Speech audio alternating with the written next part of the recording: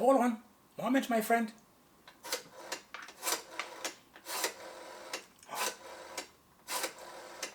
Hello. Hey, it's you. Hey, you sound great. You sound great. Yeah, salutations from Northwest too. Greetings. Oh, you are doing well. I've been hearing from you. I saw that you made a view, like, and subscribed. Oh, you are great. Oh, I have two things I want to put on your plate today. What do you think of this one? I'm trying to come up with a name for my podcast, and I'm curious what you think. Really? You gonna leave comments at the bottom, or thumbs up or thumbs down? Okay, I have two. Number one, Ponde la Ufa. In English, is Rift Valley podcast. Ponde la Ufa podcast. Okay, I'll give you time. Okay, think about that. The other one was Ponde la Riada. You know, Rift of Runners. That's how Swahili goes. Again, hey, I appreciate you. You are great. It's good to hear from you once in a while. It's me, your friend. Okay, I'll talk to you later. Alright, bye for now. Ciao. Cheers.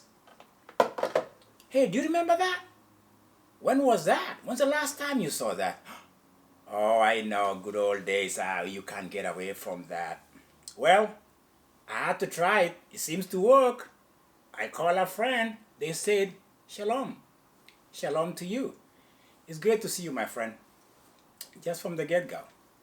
I'm excited to be here. Can I take a sip? You know, it's warm a little bit today over here. They call it water. From the oasis or Jacob's well, depending on who you ask. George Chestnut, episode number 41. It's good to be here, seated, having a good time, talking to you, trying to be like Mr. Rogers. You remember Mr. Rogers? Mr. Rogers was a great icon back in the days, 90s, 70s, 80s. Yes, my children and I used to watch Mr. Rogers. And I think he had a phone just like this. I'm not Mr. Rogers, by the way. My name is George Chestnut. Disclaimer, disclaimer. Ha! I'm too excited, I guess. But you know what? Why not? Why don't I get excited? Because I'm in front of a camera and I can see you. You are over there and I'm over here. And we can connect somehow. I have no idea it works, but I appreciate it. And it's a privilege to be here, my friend. So, because of the things I read, I'll share with you what I read in New York Times. A study was done, interesting enough. People do studies on how people behave, how people are doing, their well-being, their mental well-being. And one that caught my attention was the one to do with loneliness. What do you call loneliness in Swahili? Upweke? That's hopelessness. Ukiwa? I don't know. Things like that, where there's a study that was done and they're finding out that people are lonely. You're never alone. Let me just tell you that right now. I'm sitting here, I can see you, you look great, but people are lonely. People are going to work, people have a life somehow, and the world is lonely. So let's make an effort to like, view, leave a comment, subscribe. Maybe that's a platform that seems to work for most people. The studies talks about post-COVID and how isolation is an issue, loneliness is an issue, and hopefully it doesn't get worse. Hopefully it gets better. But for me, right here, I'm trying to lower the temperature, the fever of loneliness by sharing what I think is an exciting platform. I hope talking about loneliness makes you realize that I'm trying to get in touch with you. I'm trying to tell you I'm here. Just let's interact somehow. Anyway, I had to share that because loneliness is killing some people, it's depressing some people, and the planet is becoming a place whereby people are just crossing each other. And sometimes we don't have a moment to say, good morning, good afternoon, greetings, love, and I love you too. Let's go to what I do here most of the time, which is athletics. runners, sports, and everything else. And because of that, I want to just share with you something I'll call part 2 of episode 38. Episode 38, I don't know whether you have a rewind button in your YouTube channel, but I do because I try to prolong my conversation with you just to open up a space for enlightenment, exchange of ideas, exchange of thoughts. In episode 38, I inaugurated, commissioned, and implemented my own thing of the pyramid of elites stratosphere, or who is who in track and field and the running world. I did this out of just curiosity on what will come out of it. And I came up with a few things that kind of tell me that appreciation only comes when I look back at my own journey and look how far I've grown, how I've matured, how I'm a better human being. And the same thing with athletes. I think there's a trailblazers of athletes that have come before us, and for me, I like to honor them, give them their love, and I don't give them bubs, if you know what I mean. I give them love, and that's what I'm trying to do here in this episode number 41. So what I did in that pyramid of elites, or the idea that we can only have so many people looking what we call extra accomplishment or extraordinary. There's only so few. So we try to filter. We try to be the gatekeepers. You can go in. I'm not talking of, the Peter, Peter being a gatekeeper of paradise. This is sports. It's fun. I'm just having fun with it. So because for me, if you really appreciate anything, there's always a history. There's always a history that you have to look down the lanes and the landscape. Like for me, Olympics, World Championship, and running as a whole. And you'll always discover gems in the antiquity. You'll always you'll have come up with gems in the antiquity of sports, where you look back, way back. And I think I can only go as far as maybe 1800s, 1900s. We have incredible human beings who did incredible, who accomplished a lot given their time, their talent, what they knew, and how they trained. I think one person that sticks out for me as a distance runner or marathon curious runner is this guy I've mentioned before, Parva Nurmi. And I think he's not the only one. I think there's another guy, something Cullinan. Anyway, I want to just focus on Parva Nurmi.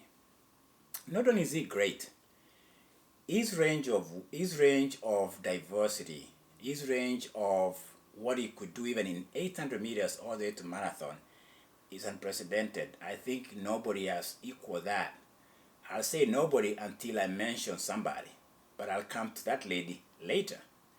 But Parva Nurmi was one of the most well-accomplished athletes when it comes to the discipline he got himself into at Olympics level and championship level.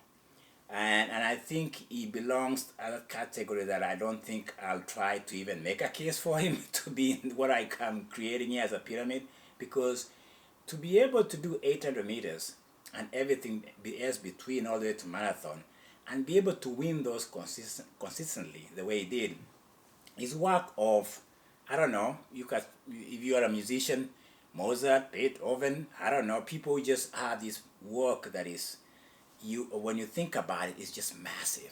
So I'm going to Parva Nurmi because it seems to set the stage, very high stage, very high place for people to think they can accomplish. They are superhuman beings, if I may say.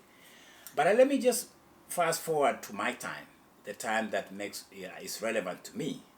And I'm not just discounting Parva, I just mentioned him.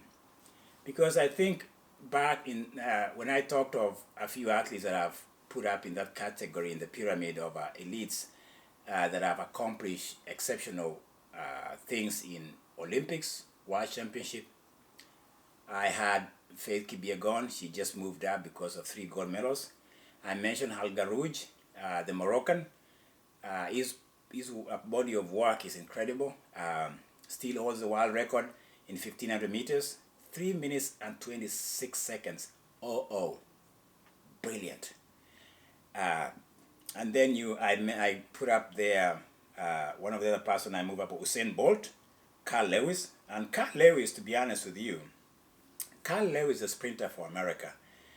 I think I'll broaden my conversation here from middle distance and all that to sprinters, because I think they belong in I can always have some input or some ideas of what they did. Carl Lewis, a spokesperson for professionalism in track and field.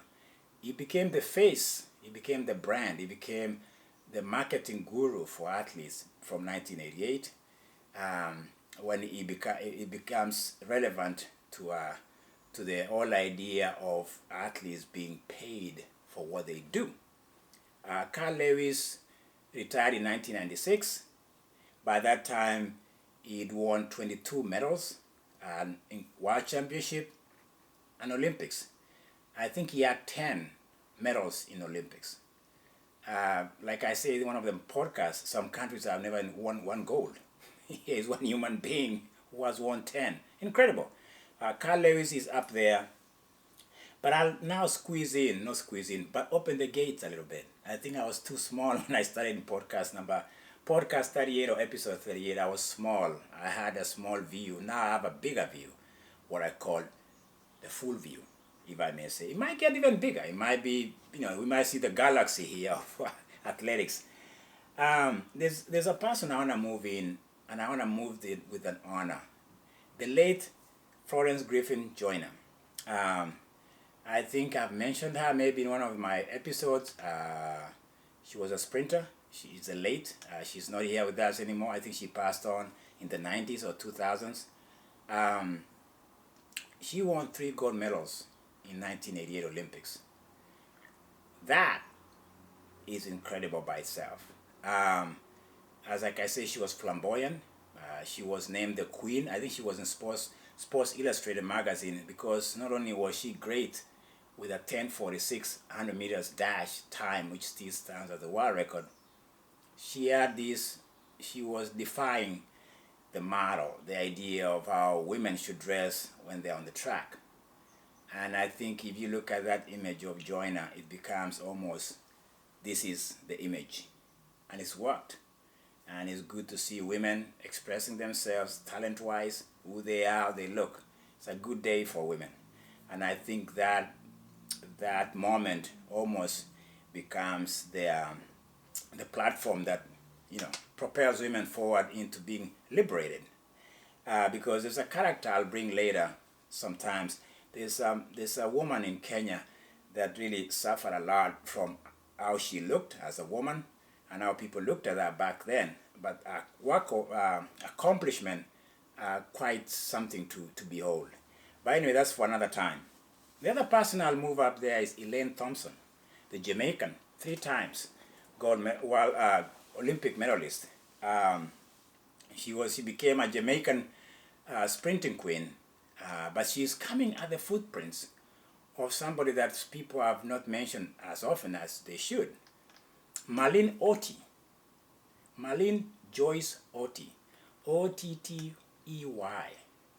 I met this woman in Norway in at the tail end of my career in 1997 in Norway, up at the north. She was in her decline, but one thing I remember about Marlene Ottey at her prime, in fact, her career is a 24 years career span. That's longer than some of you have lived on this earth. And 1978, she started her career. I'm talking of career as a top-end athlete. 84, 96, she was in the Olympics. She's always been in the final, in the 100 meters and the 200. But she suffers from what I've always been trying to say, I've been saying all through my episodes, is that she suffered the fate of some of the athletes that have never won gold, but they've always come that close. I think I mentioned Janet Chepkoech. Did I? I'm missing him. The Kenyan who in steeplechase has gone 3 times, 3 strikes, and she didn't make it. Marlene Ottey, through her career in Olympics, she never won a gold medal. uh, but she was always close. She was always leading, and then things happen. I think the last Olympics she did was 1996. She had that lead. I was rooting for her. I don't know why, because she had become the queen of track and field. She's been very consistent. Then Gail Devers, the American, nipped her at the end. So that's her career. So in fact, at one point, commentators or sports writers would call her the Queen of Silver. She had more silver and bronze, no gold. Um, Incredible woman. I think she moved to Slovenia.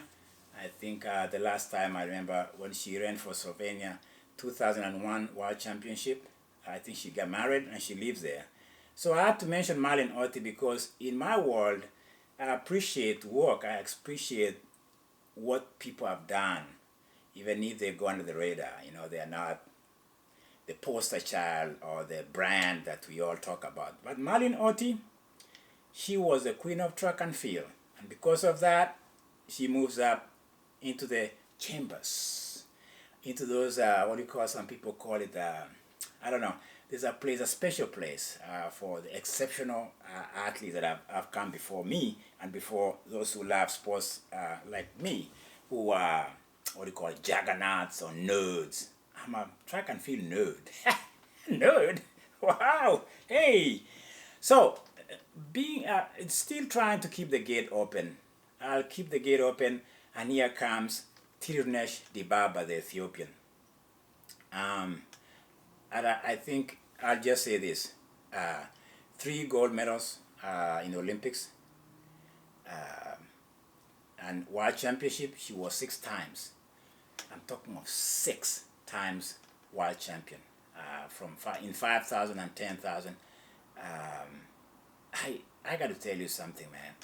If you like me who is just submerged and talk about track and field until the sun goes down, Tirunesh Dibaba was just one of those women. When she steps on the track, you know she's gonna win, but you don't know when she's gonna show up and say I'm winning. She could show up in the beginning or at the end. That's how dominant she was. And there's something about Ethiopia that I have to just salute, is that when they had one great, they were just great. Haile Gebrselassie, for the time he was around, he was unbeatable. He was indomitable lion of Ethiopia. Tirunesh Dibaba was unmatched. I remember Kenenisa Bekele, like I've talked about. I'll talk about him just shortly here. Unmatched. So I'm talking of Ethiopia and giving the love, as much as they've made Kenyans sometimes suffer because of that. Not suffer, but I think they brought the best competition to the track and field. Do you know why I say this? Because I missed something to share with you guys. The reason you don't see Ethiopia in 1988 Olympics in Seoul, South Korea, is because there's a boycott that I didn't even see until later. That there's a little small boycott because North Korea, the land of Pyongyang, I can't even say the guy's name, the guy with a nice haircut from North Korea, and South Korea, they were having issues, and back then. And I think the Olympic Committee wanted to share the hosting of Olympics between Seoul, what is the capital of North Korea? Pyongyang? Yeah, something like that. So they had kind of come up with a plan or an agreement. North Korea says, nah, we are not coming to the Olympics, forget it, we don't care for South Korea. So some of those things play out in the Olympics. I've talked about the politicization of sports and how sometimes it derails the whole beauty of it, or it just stains it. And it's a history of that, if you care about it. From the bombing, not the bombing, but the Munich massacre in 1972 and everything else between. So we have that. The reason why I'm talking about Ethiopia is because when Ethiopia comes into the fray or into the arena or into the running field, I think you start to see the quality is really what the neutral fans or unbiased fans watch. And I enjoy that as much as I root for Kenya, okay? So Tirunesh Dibaba, by the way, I think she has 4 sisters. There are 5 siblings as a whole, and it's a family of a menace. I use the word like a menace because they were thorn on the track. I mean, they brought a quality that is just, we miss it. I miss that. And the last time we heard of the Dibaba sisters was Dizebe, Gizebe or Dizebe Dibaba. The last name is Dibaba in Brazil. And she was in decline, injuries. You know, it takes a toll. You know, you can only do these things for so long. So Dibaba, there you go, girl. 6 world champions, gold medals, and 3 Olympic gold medals. That's incredible. So she moves up there and she can sit comfortably with the rest of the elites because I inaugurated it, commissioned it, and now I'm letting them in. What about that? For this arrogant guy who likes to talk too much, hey, I can do it. I commissioned it. Yeah, you heard me. Haile Gebrselassie. As much as I've talked about him, I don't think I opened the door, maybe because with the rivalry. Ethiopians are moving in very fast and they are pretty much taking over the house that I'm creating as a Kenyan. You see how nice and generous I am? Yeah, I am very generous because I appreciate art. I appreciate athletes. Sometimes I don't care where they come from. There's a lady from Saint Lucine, whatever that lady who won 100 meters from an island. I like that. I like to see people do what is God-given. Let them go. Let them fly. Let them run. Track and field, man. Don't get me started. Haile Gebrselassie. Sometimes when I say that, it's as if I'm talking of the spiritual mentor or the spiritual image or personality. I don't know. The Rastafarians, when you talk of Haile, I think Selassie is a spiritual leader among the Rastafarians. And I respect them. When I say Haile Gebrselassie, I'm like, whoa, am I crossing over? But anyway, this guy, his body of work, his accomplishments, 2 gold medals in Olympics, 10,000 and twice in 10,000 in Olympics. World Championship, like I told you in the last podcast, episode, whatever that was, from 1993 to 1999. That was his era. That was Haile Gebrselassie era. And talking of somebody who had a chokehold, he did. And it began by how he scarred the Kenyans. I talk about it in a very sarcastic way, but he did. He kind of, he put a wound on Kenya's side that never healed for a long time, until what I talked about in 2001 when he was in decline. And I think after that he moved to marathon. Well done, Gebrselassie. He's a good guy, by the way. When you meet some of these characters, or not meet them, but read about them, you really appreciate their humanity. They're just competitors. They have that competitiveness. Some people do, some people don't. It's okay. There's a last human being, an athlete, a humanitarian, a goddess to me in track and field. And I'm taking this to Dutch, Netherlands, Amsterdam, the land of... I don't want to say she uses it. If she's using Kaya or she's using the holy herb, I'm not promoting it here. I'm just saying Netherlands was the first country that says you can have your holy weed and you're fine here. You're safe. Good for them. Good for those who you find it to be medicinal, whatever it does to you. Sefan Hassan is an athlete. I don't know why I'm promoting pharmaceutical companies from the jungle. It sounds funny. I did. I think I've tried it once. Okay, let me confess since I'm on the topic. Once, please guys, don't comment at the bottom. Please don't comment on this part. Let's go back to Sefan Hassan. I got carried away. Maybe I'm high. I'm not. Stop it. The most versatile, elegant, brilliant woman I've ever seen. I talked to Parva Nurmi in the 1800s, 1900s. A man from Finland, they call him the Flying Finn, who could run anything from 800 meters to marathon. Guess who is the woman to equal that or even match that? Sefan Hassan, the Dutch. She's run 156 for 800 meters. Do you know that is a medal time in any sport? She's ran a couple of marathons, including 2024 when she won the gold medal in Paris. She just won a gold medal in Paris. Let me give you something you need to think about. In Tokyo, she won 5,000 meters gold, 10,000 meters gold in the same Olympics. No woman has ever done that except Beatrice Chebet, who just did that in Paris. Beatrice hasn't moved up yet. I'm giving her time. She just came on to she just joined the rest of them recently, so she has a long way to go. Safan Hassan in Tokyo got 2 gold in one of the, let me say it this way, it wasn't easy. She got 2 gold. She has 3 gold from World Championship. Let me tell you something, okay? She has 2 in World Championship. I'll take it back. She has 2. Let me tell you something. When you see talent, when you see brilliance, when you see versatility, when you see somebody or a woman, Safan Hassan, I've spoken to her so highly that sometimes I'm like, am I exaggerating? No, I'm not. You can look it up. This woman, if I can mention her in the same breath as Parva Nurmi, the Finn, back in the days, and here's a woman who seemed to be the same pinnacle, the same achievement level. You know what? I rest my case. You can't do I can't do any better than that. The only thing we need to do is put a statue of Parva Nurmi, which is outside Helsinki. What is the town? I forgot the size. Is it Kortane? I forgot. If I find out, I'll share with you. Because I've been there. I've seen the statue of Parva Nurmi, a great Finn who dominated distance running back in the days. I've seen that statue. He passed away. He was an old guy.